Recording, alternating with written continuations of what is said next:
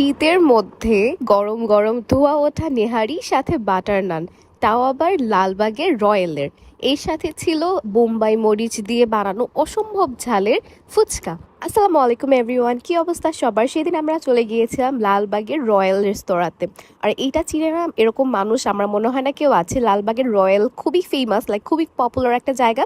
তো ওইখানে যাওয়ার আগে লালবাগের রয়্যালের একটু সামনে হচ্ছে একটা ফুচকার দোকান আছে। দোকান বলতে রাস্তার পাশে যারা বসে আর কি। এইটার ফুচকাটা এত বেশি মজা। আমি লাস্টবার হচ্ছে আরমানি টলার একটা ফুচকা তোমাদের দেখিয়েছিলাম, যেটা অনেক মজা ছিল। তবে ওইটার থেকেও হচ্ছে এইটা আরো বেশি মজা। I must say. রয়্যাল থেকে একটু সামনে হেঁটে গেলেই হচ্ছে এই ফুচকাটা পেয়ে যাবা। উনি হচ্ছে 2 রকমের টক সার্ভ করে। ওনার যে ঝাল টক, এটা এত মজা, মানে মারাত্মক লেভেলের মজা। যারা হচ্ছে ঝাল টক খেতে পছন্দ করো তারা এইখানে অবশ্যই ভিজিট করবা। ওনার টকটা না চটপটির মতো, মানে অনেকখানি ঘূর্ণি দিয়ে হচ্ছে, ঘূর্ণি তো বলে নাকি, ঘূর্ণি দিয়ে হচ্ছে তোমার বানানো টক, এত মজা। ওনার মিষ্টি টকটাও অনেক মজা, তবে ঝাল টকটা একদম আনবিটেবল, অনেক অনেক টেস্টি। আর প্রাইস কত জানো? মাত্র 40 টাকা। এখন তো হচ্ছে কোনো জায়গায় 50 টাকার নিচে ফুচকা চটপটি পাওয়া যায় না। তবে উনি দেখলাম প্রাইস বাড়ায়নি। আর ওনার টেস্ট হচ্ছে অন্যান্য যে কোনো জায়গা থেকে অনেক বেস্ট। যত হচ্ছে ফুচকা আমি এই পর্যন্ত ট্রাই করেছি, সব থেকে হচ্ছে এইটা মজা লেগেছে, অনেক বেশি মজা।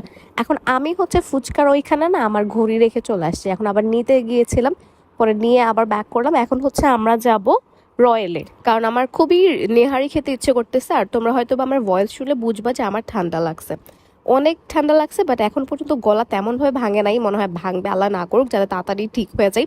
ঠান্ডা লাগলে কি পরিমাণে যে কষ্ট হয় আমার শীতের সময় হচ্ছে 1 মাস ঠান্ডা লেগেই থাকে আর অনেক ভুগতে হয়। তো রয়্যালে এসে প্রথমে উপরে উঠতে চেয়েছিলাম, কিন্তু মানে এখানে সিঁড়িটা না এত লম্বা লম্বা, মানে মনে হয় যে পাহাড়ে উঠতেছি।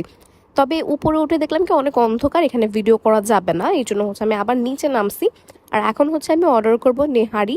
ওনাদের নেহারিটা না আমার এর আগে কখনোই ট্রাই করা হয়নি। আমি এতবার রয়্যালে আসছি কিন্তু কখনো নেহারি ট্রাই করি নাই।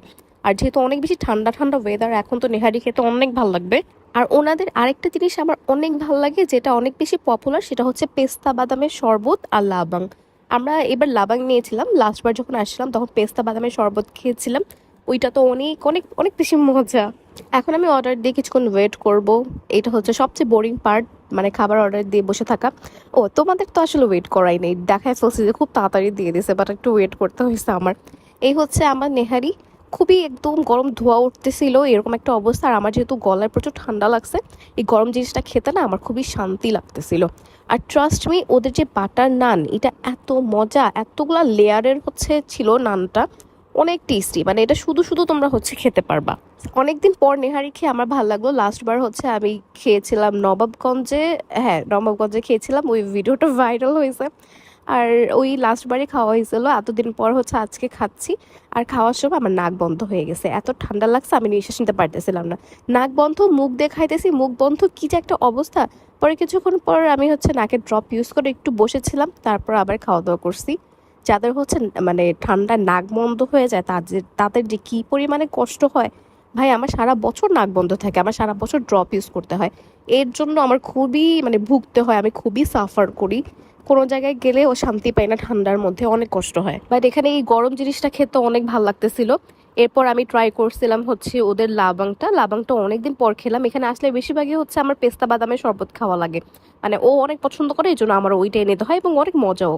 আর আমরা নেহারির এই রগের যে জিনিসটা, এটা এত মজা লাগে, একদম সফট সফট। দেখো ওদেরটা এত ভালো করে কুক হয়েছে, ধরার সাথে সাথে না ছিঁড়ে যাচ্ছে। সো এই জিনিসটা আমার কাছে খুবই ভালো লাগছে। আর এই রগের পার্টটাই আমার কাছে বেস্ট লাগে। ওরা যেই পরিমাণে খাবারটা দিছে, একা কখনোই শেষ করা পসিবল না। এটা মনে হয় 3 জন শেষ করতে পারবে। এরপরে এই মজাদার লাবাংটা ট্রাই করছে। আমার যদিও অনেক ঠান্ডা লাগছে, কিন্তু কেন যেন এটা ঠান্ডাই ভালো লাগে খেতে। সো এটা ঠান্ডা ঠান্ডা নিছি আর কি। আর খাওয়ার পরে বাসায় এসে ব্যথা করতেছে আমার। তো আজকে এই পর্যন্তই, সবাই অনেক বেশি ভালো থাকে। এখন গলা ব্যথায় ভুগি আমি। Tata, bye bye.